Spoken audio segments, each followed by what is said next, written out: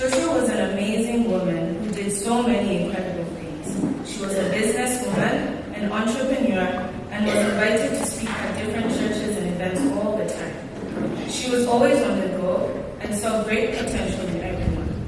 As much as we admired her work so much, to us, at the end of the day, she was just Shosho. She always gave us chocolates, warm hugs, and consistently opened her home to us to have sleepovers whenever we wanted. She ensured that her home was our home too. During these stays at her house, she would ask us how school was, or if we were doing any new sports or clubs, and we could always feel that she was genuinely interested in our lives and who we were becoming. I can vividly remember a conversation I had had with her before going off to the US for university. We were on the swing outside her house, and I had told her my fears and worries about moving across the world and being independent, about making new friends and leaving my old ones.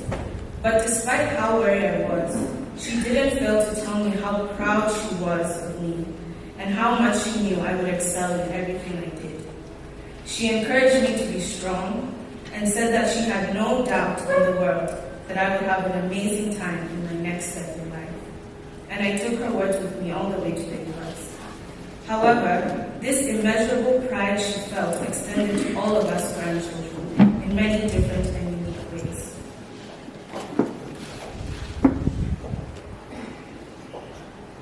Shosho was a very busy woman, but never failed to spend time with us and show us how much she loved us. When such a busy woman makes time for you, you know you're special. Our Shosho was a very brag-worthy Shosho. I know bragging is not good, but as kids we couldn't help but say, my Shosho owns this, or my Shosho has done that. And looking back at those times, all the way up to now, we can't help but smile at the many things she has accomplished. All in all, us grandchildren are so grateful to have been able to experience life with a Shosho like ours. Someone so humble and ready to help others.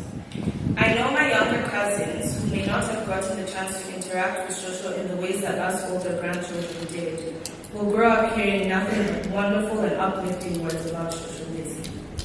Shosho has taught us many things throughout her life, like how to have a generous heart no matter what.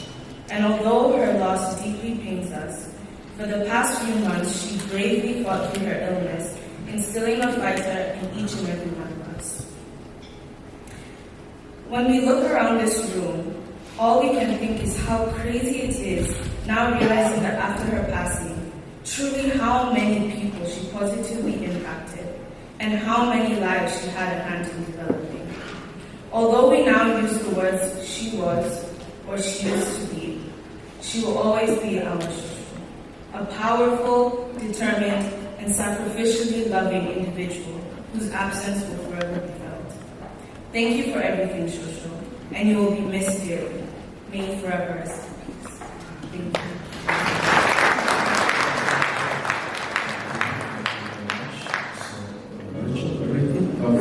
Speak on behalf of the siblings. Rachel, who are you?